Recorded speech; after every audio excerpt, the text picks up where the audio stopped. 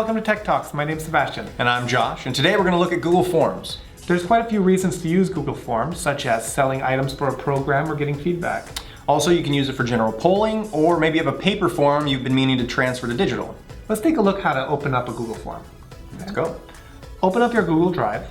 I'm using Safari here, but of course this works in any browser you have. Go to New, More, and Google Forms. Once you're here, you see the general template for creating a form. If we look at the top right, there's some basic buttons. You have color palette, where you can change the color of your form. You can even click on this button here and put an image in there, so you can make it look however you like. We're going to create some bubbles. And to the right of that is a preview button. We'll look at that in a minute once we have a few more questions here. And to the right of that are settings. Let's go in there and take a look real quick. You have three different options at the top. You have general, which is for collecting email addresses. You can choose to do that. You also can require sign-in or not. And you can also choose how respondents can interact with the form. So you can either edit after submitting or not, and see summary, chart, and text responses. It defaults for most of those things to be turned off, but you can choose to turn those on for any type of form you like to have. And to the right of general is presentation. So this is kind of how the form looks to the person filling out the form. You can turn on a progress bar, you can shuffle questions, and you can show a link to submit another response if you want to allow them to submit multiple responses. And then from there we have quizzes. Now if you're going to use this with students, we generally recommend using Google Classroom because it integrates really well with quizzes. For staff, this is a place where you could create a quiz. If you were teaching a course or PD or whatever, this could be a good way to generate a quiz. So let's go out of settings here and back to the form. Let's start working on it. Okay. So here we have, it says untitled form. Here we want to give the form a title. What should we call this form, Josh? Let's call Tech Talks Test. Okay. And we can also give a description to let the user of the form know a little bit more about the form. Depending on the form you have, certain forms you might need a little more description if they're more involved. Okay. So now we can add some questions here.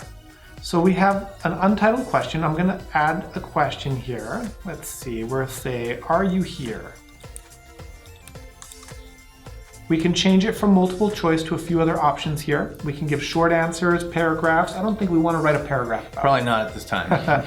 We can do check boxes and drop downs. I'm going to make the first question a drop down. For the first option, I'm going to say yes. For the second option, I'm just going to click here for add option. I'm going to say no. And for the third option, I'm going to say maybe. And once you're done creating the question and the answers, at the bottom right of the box, you can see a few different options. And the first one is duplicate. So if you're going to create a form with lots of questions that are very similar, or a few questions, you can duplicate the question so you don't have to retype everything, which is kind of nice. There's also a delete button if you're tired of that question or you need to remove it. And to the right of that is a required slider where you can make that question required. I believe this might be the form is required. Do you know if it's the form or the question? It's a specific question. I see. Yeah. Okay. Excellent. And when you want to add a new question, you see on the right here, we have a plus sign. So we can add another question to this form. So this question will be,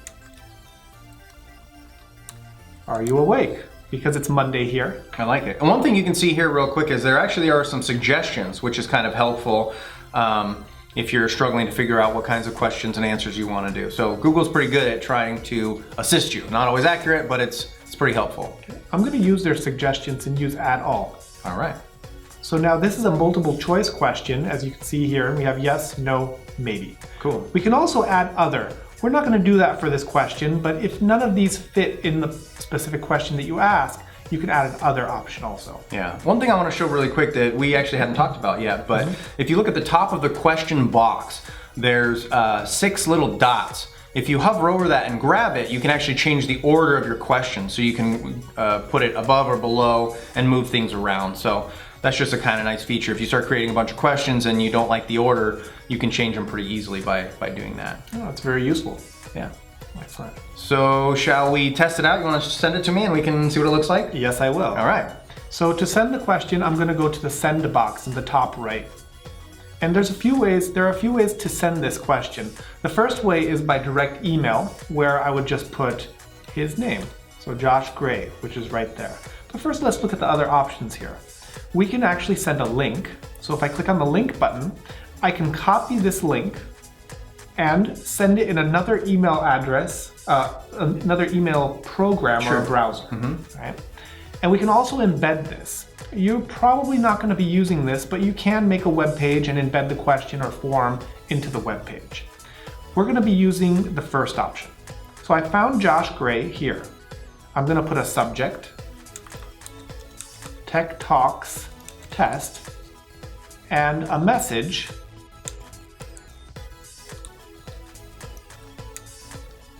Okay, and I'm going to include it in the email. What that button does, if you click include in an email, what's kind of cool is in the email itself, you can fill out the form instead of clicking the link to go to the form and fill it out there. Okay. One more thing I would like to show you here though is add collaborators. We're not going to be using this today, but if you have some other people that you want to have access to edit the form, you can add a collaborator right here. Yeah, just like many of the Google Docs, collaboration is a big part of it, and Google Forms is not an exception. Okay, Josh, I'm going to send you this form. Let's do it. So I've received the email right here from Sebastian. I'm going to click it. And as we talked about previously, I can fill it out right here from the email, which is really cool. I'm going to click the link fill out in Google Forms just so you can see what that looks like. This takes you to the full form with the nice purple bubbles. And I'm going to answer the first question. Are you here? I'm going to say yes. And are you awake? Maybe. And click submit. From there you can see that it collected the response. And as soon as he responded, this is actually very quick. I'm surprised at how quick this is. As soon as Josh responded, we already see here in responses, we have one. We already have one response. So if I click on that, I can see the statistics and the charts for that response. So for are you here, it's only one person, so yes is blue, 100% yes. Are you awake? We have orange here, 100%. Yeah. Is that orange to you or is that yellow? I think it's orange. Okay. What I'd like to show real quick actually is I have an option in this form, the way we created it, to submit another response. Now you might not want that for all forms, but for this demonstration I want to show you what it looks like if there's multiple responses. So I'm going to submit another response. I'm going to look at the form. Are you here? I'm going to say no. And are you awake? I'm going to say yes. And I'm going to submit again. And it automatically updated. So if I was on the responses page, and as you see here, it's already 2, and the charts changed. Exactly. And one other thing here in responses that's kind of cool is, well, 2 things. Summary is really cool for the overall form, and individual, if you click individual, you can actually see the specific questions and how they were responded to. So that's a little different dynamic for viewing responses. And also an important thing here, you can also see the date and time it was submitted. If something's time sensitive and you only take responses up to a certain time, this might be useful. Yeah. One other thing is towards the top of the responses page, there's a little green square with some white lines through it. And what's cool there is you can choose to have your responses go to a spreadsheet. So instead of just viewing responses within the form, you can actually create a separate Google spreadsheet and you can manipulate the data there. So it's a kind of cool way, especially if you have lots of questions, lots of answers, or you need to sort those questions a certain way. It's pretty beneficial. And we're going to open it up in a new spreadsheet for this demonstration. However, look at this option right here. This can be very useful. You can also select an existing spreadsheet and it'll put them in something you already have data in. Sure. So we're going to create this spreadsheet. And from the spreadsheet, you can see what's automatically, it creates a timestamp. So again, you can see exactly when the response came in. And then you can see your questions and answers right here. It's pretty cool. And if it's important, one thing we didn't do in this demonstration, if it's important to have the person's name or some kind of identification, you can put a question in the beginning that's a short answer that has them put in their name, and that would be on this spreadsheet also.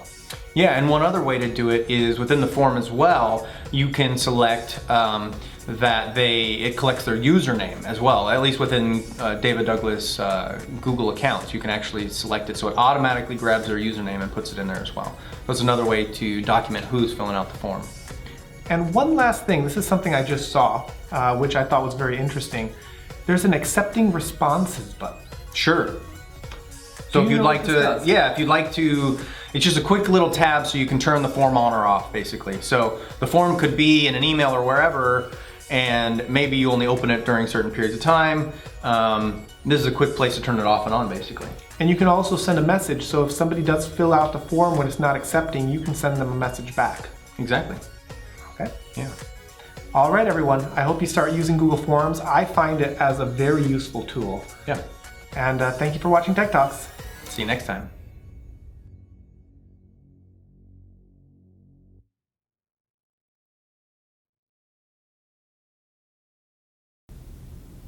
Do I always say hey everybody or hello everyone? Hello, everyone. Hello. Do I really say hello everyone? Hello, everyone. Hello everyone. Okay. Ready? Hello everyone. Ah. I'm like, hello everyone. Hello, guys. Okay, let's try this again. Man, I gotta get on this. Okay. Getting feedback and maybe polling. I'm supposed to do polling. That's all right. Camera's recording. I'm fixing my hair again. Okay, let's do it. Stop fixing your hair. Let's do it. Right? Go ahead. Now we have a Google form. Now Sebastian's going to share it with me so that we can work on this together. So he's going to go to that first and share it somehow. We didn't think about that, did we? That was good. It was pretty good. I think that was. There was one thing we missed. That What's was that? minor. We said we'd tell him about preview later, and we never did.